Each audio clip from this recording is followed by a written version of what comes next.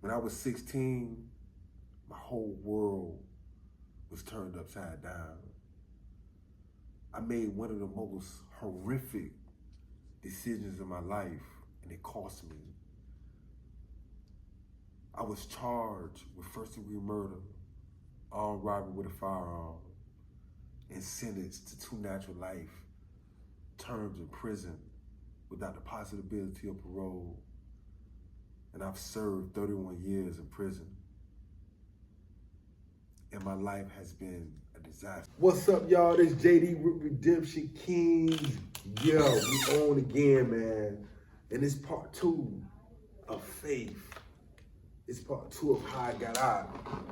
Man, I want y'all to understand that everything that I'm telling y'all is facts, man. It's facts. All the way through. I wouldn't be in this chair sacrificing the time that I have doing what I'm doing right now if it wasn't for the seed that was planted within me. And this seed that I want to give to y'all is the seed of faith. That's it. I want y'all to be redeemed, man. I want y'all to be on your one. I want you to be on your square. You know what I'm saying? When I was in prison, I had to be on my square. On all different levels, I had to be on my square. You know what I'm saying? And I was on my square so much, you understand what I'm saying? Until I became my own king. I became my own God, because if I don't make it happen, guess what? It ain't gonna be happening. It's not gonna happen. It's not gonna happen if I don't do it. How many of y'all out there think like that? Man, if I don't get up and make this happen, it ain't gonna happen. See, when I was in prison, when I was out there, man, when I look in my eye, when I said, hey, and I hear echoes coming back up to me, I'm like, hold on, man, something got to change, man. I got to cut hair, rob, I got to do something to get me something this high, because it ain't going to be no echoes and roaches running around in my hive. You know what I'm saying? So I ain't even got no roaches in my hive. Ain't nothing in there. You know what I'm saying? I got to get something in there. So that's why I went out in different pursuits and did some of the things that I did. You know what I'm saying? I remember one instance that I'm very embarrassed about. You know what I'm saying? But this was a game changer for me, because it gave me a mirror into what type of man I wanted to become. I remember one time, man, I was in prison and I had got me a store going.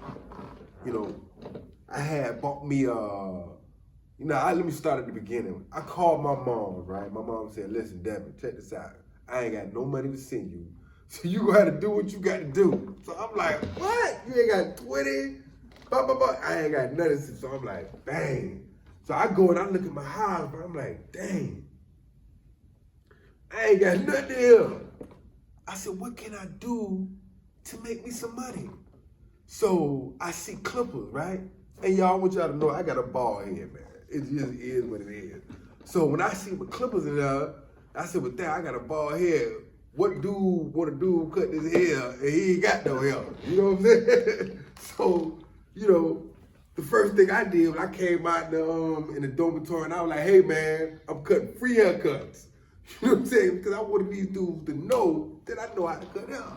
I used to have waves in my job, I just ain't got them no more. It just is what it is. But anyway, so I started cutting hair, right?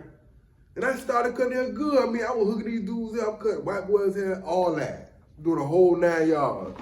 So I'm hooking these dudes up. I done got up me a little money.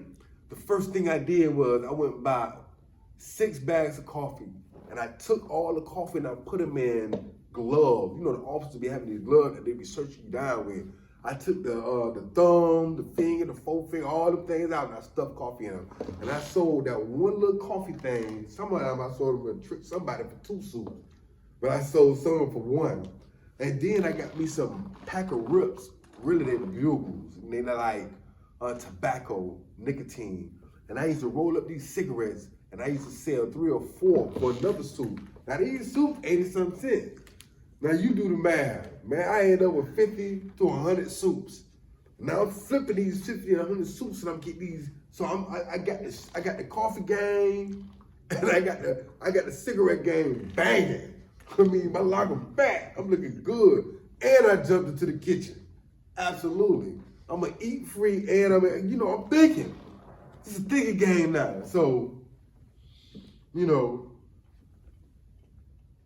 one dude came and borrowed a little bit too much from me.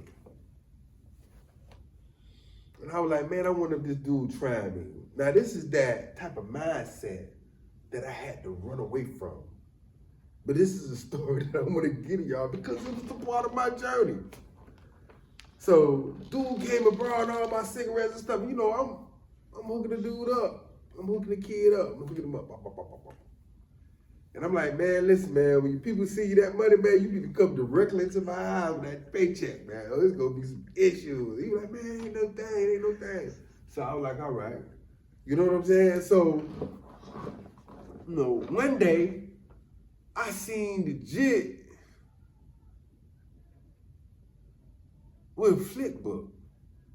And I wanted to look at this flick book. And I seen the girl in it, and I said, dang, she might be bad. You know what I'm saying? So I said, listen, man, what you got going on with this flick book? He was like, man, I'm renting this flick book out. I was like, you rent it out? He was like, yeah. And I said, man, Jit owe me about $15, $20 of coffee and cigarettes, right? So I said, Jit, man, let me see that book from you for about an hour, and I'll take a little bit off your tab. And he said, no, JD, I need your book. I need my money right now. Listen. Before I knew it, I had grabbed this kid, right, by the throat, threw him up against the wall. And man, I was finna go at it, and I had to catch myself. I said, oh my God, look at me. I said, this is me. I had to, listen, my handprint was in the dude's neck, so I let go. And I apologized to the dude. The dude ran out the road. He thought probably killing me. So I was like, Lord, have mercy. I had to go apologize to this dude because I wasn't living like that no more. But that's how quickly you can get caught up. That's how quickly I got caught up. But that was something that I seen, right? And I had the mercy to overcome. Because that could have been a terrible situation. Jit could have went and got a knife. And then what would the situation been? Because this situation happens like that in prison. Absolutely.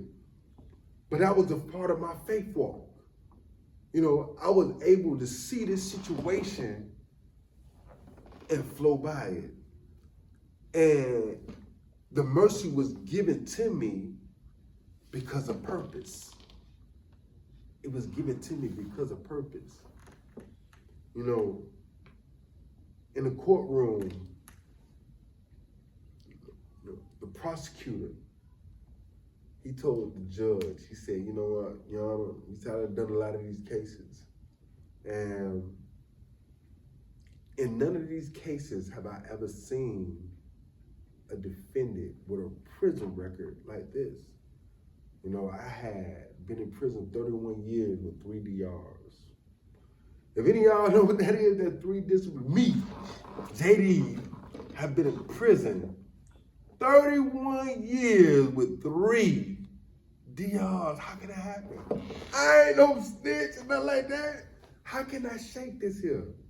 How can I move past it? Let me tell y'all something, man. In prison, time moves fast.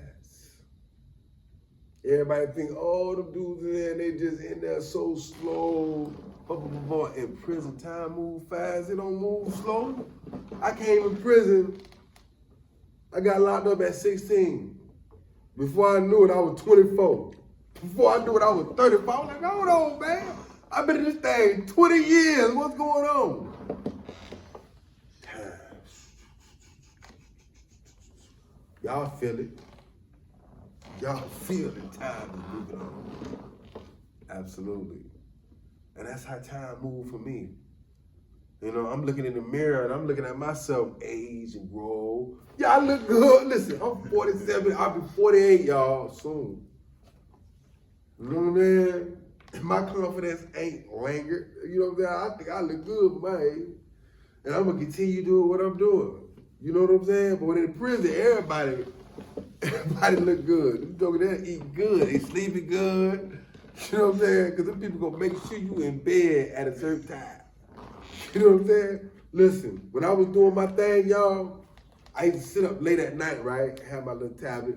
I'd be up under the cover, playing my little games and everything. You know what I'm saying? Every now and then I'll peek.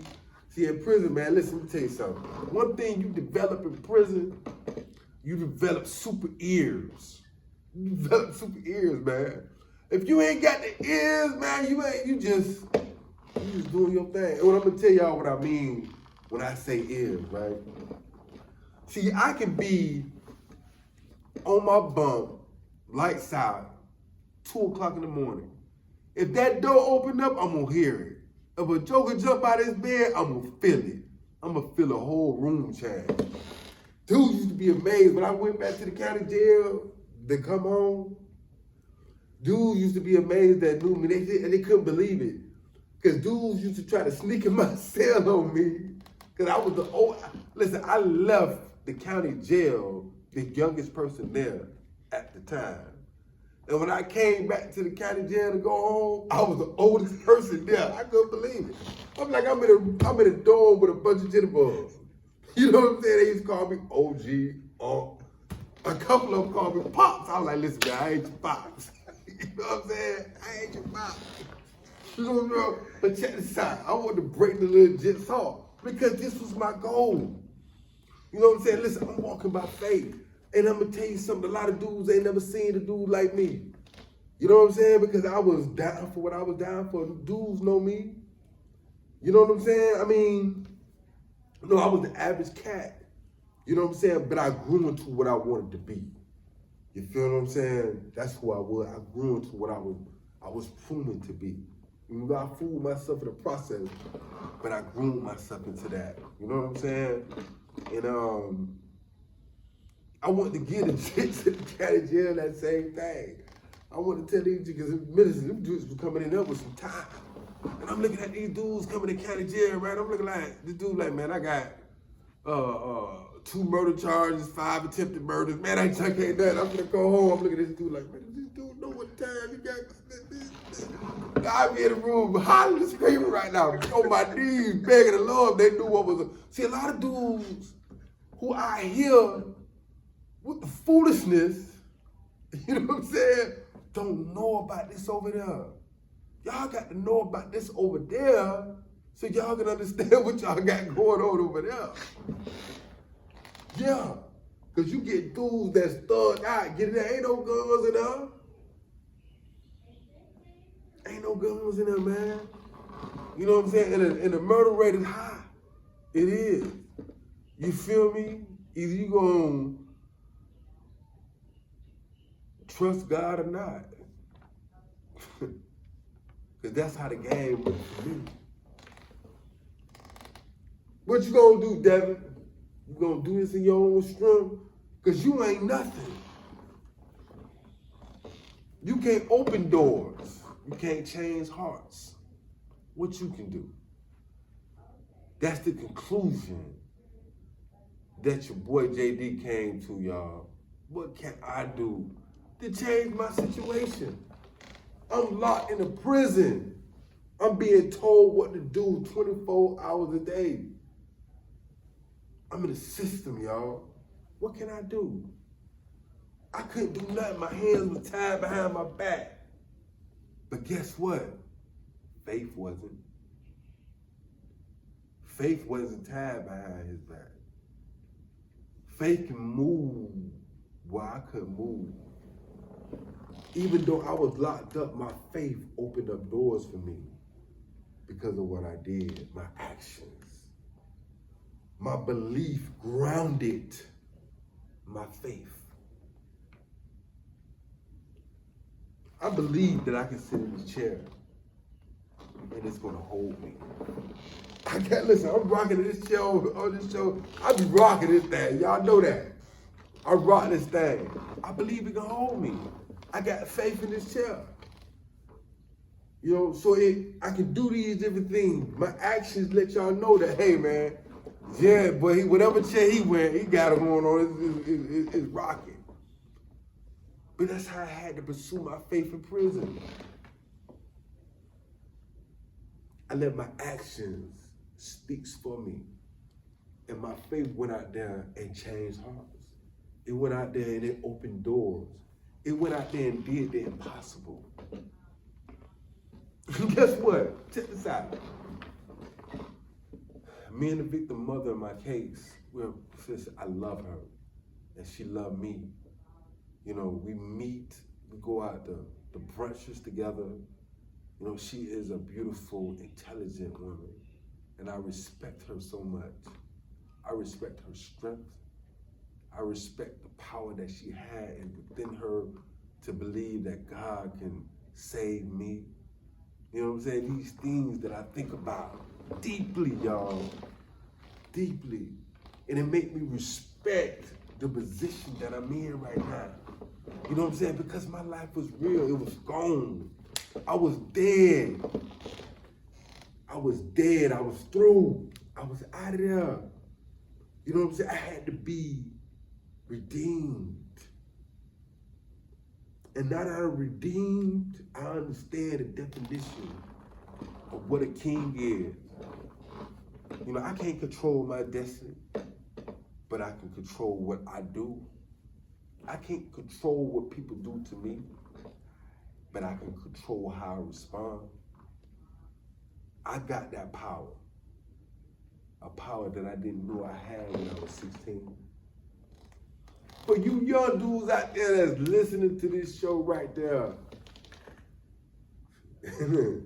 understand, man, that, you know, the system wants you too. It ain't gonna pass you by. You gotta pass it by. You gotta pass it by, young brother. Absolutely.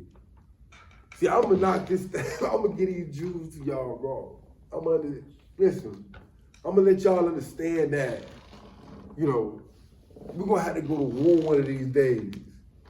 You know what I'm saying? We're gonna have to go to war, not just with the cats that we bump with, cats that I sell, you know what I'm saying, different dudes, different sets. No, our ops. That ain't what a battle raged at, baby. The battle is raged with you. We are worst enemies. Can you conquer you? Can you redeem you? Can you tell yourself no? Can you tell this beautiful big butt, I mean, you know what I'm talking about, girl walking by. You know what I'm saying? No. Can you tell her no? Cause boy, look at here, I'm having me a heck of a time. She decided on some junk. Yeah, listen to me, y'all. You know, the next episode, I'm gonna tell y'all some stories. You know what I'm saying? About, you know, how the boy been dealing with the outside world compared to the inside world.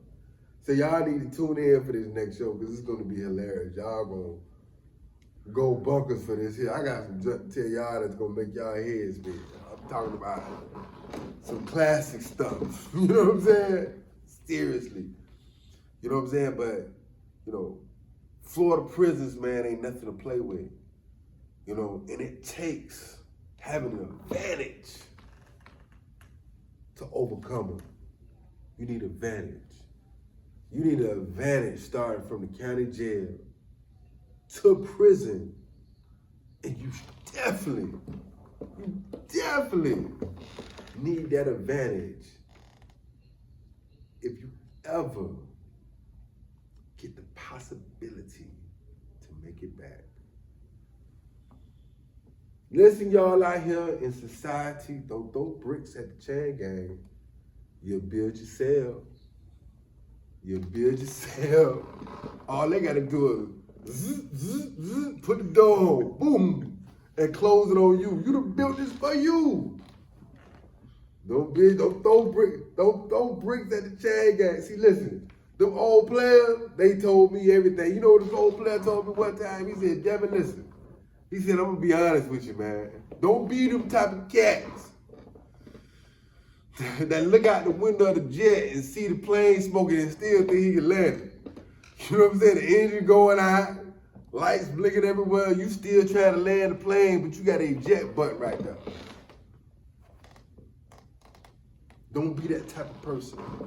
eject before the plane fall, man, and crash and burn us all up, man. You know what I'm saying? Life worth rejecting, man. Live to live again, to fight another game. But in this next episode, we're going to war, baby.